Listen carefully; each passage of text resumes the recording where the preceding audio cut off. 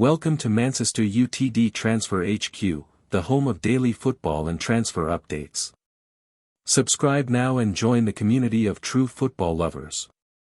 Never miss a moment from the beautiful game. My first news is Man United handed Jobe Bellingham transfer update. As Chief says, I'm hearing, Jobe Bellingham has been linked with a move to Manchester United after struggling for game time since he joined Borussia Dortmund in the summer. A potential move for Jobe Bellingham to join Manchester United is unlikely to materialise, according to former Everton chief executive Keith Wyness.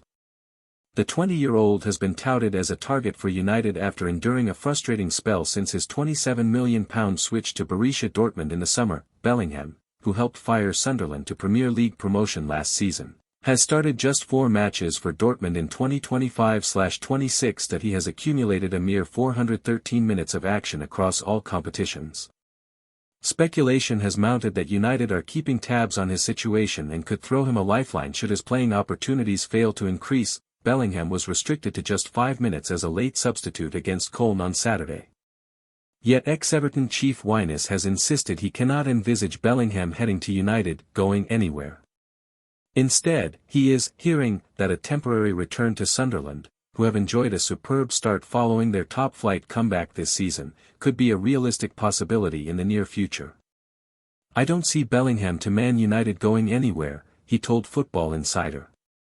The only thing that I'm hearing that could possibly happen is a loan back to Sunderland. That might make the most sense of all. It's where he'd feel comfortable and try and get things back on track. That he's not had the best start to the season, and I think that would make sense for him and for Sunderland. They're an attractive team right now, and the manager is doing a great job, the owner is doing well. It's an encouraging start for them. Bellingham might do well to come back to somewhere he's well received and get the confidence of playing Premier League football in a decent setup. That's what I'm hearing is a potential loan move back to Sunderland rather than anything like Man United, where I don't think he's the right fit there at all. Bellingham, like his elder brother and Real Madrid midfielder Jude, began his career at Birmingham City before making a switch to Sunderland in 2023. He quickly became a mainstay in the Black Cats' midfield from that point onwards, clocking up 90 appearances and netting 11 goals across his 2 seasons in a red and white shirt. My second news is Man United told something is building. After what Ruben Amorim did in Brighton win, Manchester United have now won 3 consecutive Premier League games following a difficult start to the season. A Manchester United legend has praised Ruben Amorim for his tactical fluidity in the Reds' 4-2 victory over Brighton on Saturday. United picked up their 3rd straight Premier League win yesterday as Amorim's side showed their goal-scoring prowess by putting 4 past the Seagulls, a team in which they failed to beat last season. Despite questions being asked regarding Amorim's job security earlier in the season, United now sit 1 point above current Premier League champions Liverpool. The Portuguese manager's tactics have also come under scrutiny, with his stubborn 3-at-the-back formation seeming predictable and breakable. However, after yesterday's victory at Old Trafford, Michael Carrick had plenty of praise for Amorim that he told Match of the Day, let's get straight to the tactical side. A lot has been said about the midfield too, the pairing and the spaces that they've got to cover over the last year or so. For me, as an ex-midfielder, it's something I'm really interested in, how they get support and help. You can't expect 2 midfielders, against a good team, to deal with 3 and 4 players, so how do you find the solution? They found the solution with the forwards dropping in to support this middle zone to support Bruno, Fernandes, and Casemiro. They found support with Luke Shaw jumping into midfield, with Rutter and staying in there to almost make a 3 in midfield. Which then, in the end, it's a numbers game. It's a space game and you've got to fill the right spaces. Bruno, Luke Shaw and Casemiro filling the middle of the pitch kept them solid. There's no way, against a Brighton team, that you can ask Bruno and Casemiro to do that. The formation was quite fluid and Luke Shaw was almost a right midfielder. That leaves Cunha to drop in and be responsible and be really disciplined. Because of the spaces and he's tucked in, or around it, even when they got broken on at times, they were willing to backtrack and fill in fluid. You see Cunha in a left-back position here, it summed it up. It was such a big shift from Bumo, Cunha, Bruno, Casemiro and Luke Shaw to fill the middle of the pitch. Sesko presses the goalkeeper and you expect Brighton to make a pass or two to break the press. Bruno releases, Casemiro is in and around, Luke Shaw is aggressive with the confidence to win it back. Casemiro gets it and a little bit of luck with the finish, but I think that they earned that because of the spaces that they closed down and stopped Brighton, as the game went on, playing through. With the ball, there's something building. Casemiro holds the middle of the pitch, Cunha drifts a little bit. When Cunha drifts low, Casemiro holds the middle. Bruno has got license to drift a little bit higher, Mbeumo drifting off the back of Sesko. There's that fluidity and it's almost between the three of them when they get it, they look to pass between to each other until the final moment. It's a great move and Sesko on the end of it would have been nice to see him finish such a good move. You can see there's something building and the connection between the three. They suit playing different positions around the front line and there's a fluidity. They did both sides of the game fantastically well today. Talking on the team spirit, Carrick added, I've got a smile on my face because when you get a smile on your face and when you get a connection with somebody, it's a wavelength and you almost play off instinct. You almost play with a smile inside because you enjoy playing with each other and it looks like they've found that connection.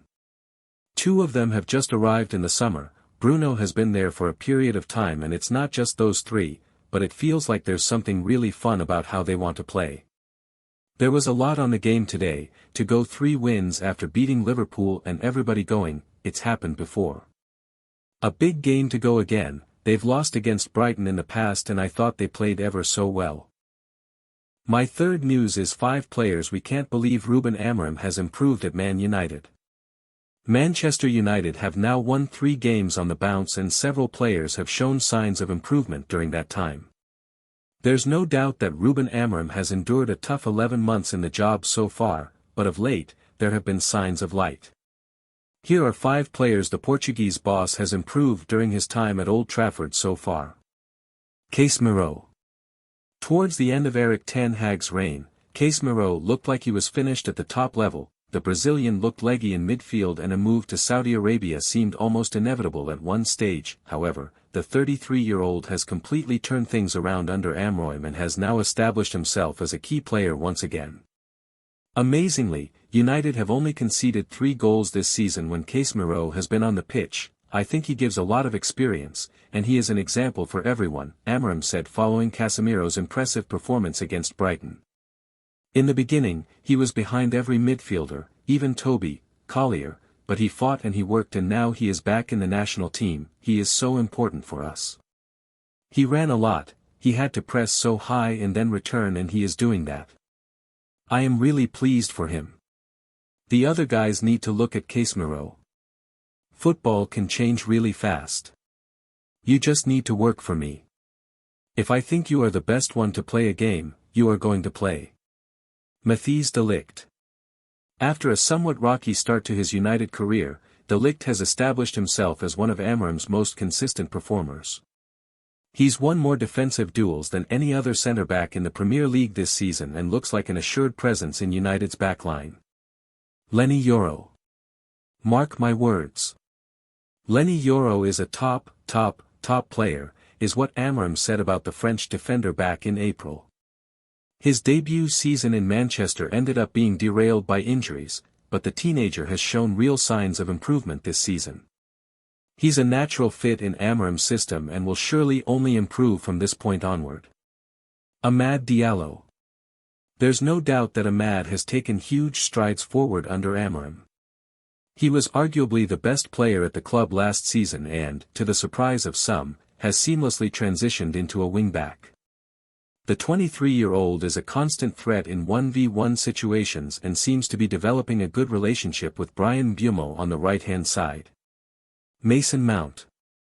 After only playing 513 minutes of Premier League football during his debut season for United, Mount's career at Old Trafford seemed destined to fail from the start. However, having now put his injury setbacks behind him, the 26-year-old has shown signs of life under Amorim.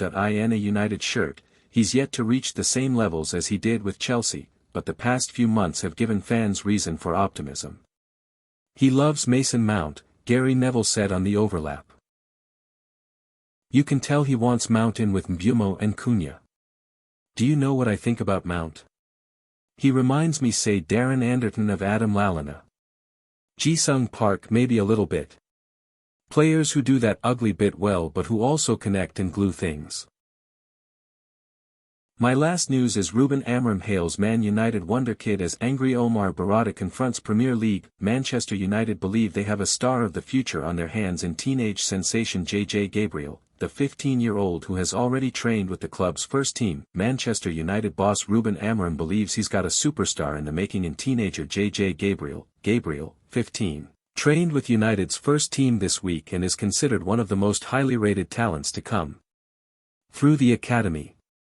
Gabriel and his family were invited into the Old Trafford director's box for the opening game of the season against Arsenal, and United recently introduced the youngster to Amorim at Carrington. Amorim was given a closer look at the youngster, who is too young to play for United in the Premier League this season, when he took part in training. He said, "Like everyone, I know he is a really talented guy and everyone paid attention on social media. You could see the under-21s had a game and we had fewer players and tried to pick players for training that have talent, not just for me to see for tomorrow, but for them to feel what it means to be in the first team, the difficulties playing against our defenders, the difficulty of our training, the pace. If we can use every training we have to show the kids what they need to do to be here, it is important, not just for JJ but for everyone." Also, United CEO Omar Berrada has confronted the Premier League about the number of midweek home matches the Red Devils have between now and Christmas. United are not scheduled to have another weekend Premier League home game until after Christmas. And Berrada has reached out to the Premier League to express concern about the way in which the fixtures have landed. Berrada's conversation with Premier League representatives was believed to be constructive, while he also requested the Premier League make their decisions about broadcasted games at an earlier stage. Fan representatives recently communicated their frustration towards this season's scheduling. They have felt match-going supporters have had to deal with an unfavorable run of fixtures, in regards to the number of home games scheduled for midweek. Thanks for watching. If you enjoyed the video, make sure to hit that like button, subscribe to Mancester Utd Transfer HQ, and turn on notifications so you're always in the loop with the latest transfer news and rumors. One more thing, what are your thoughts on these updates? Comment below.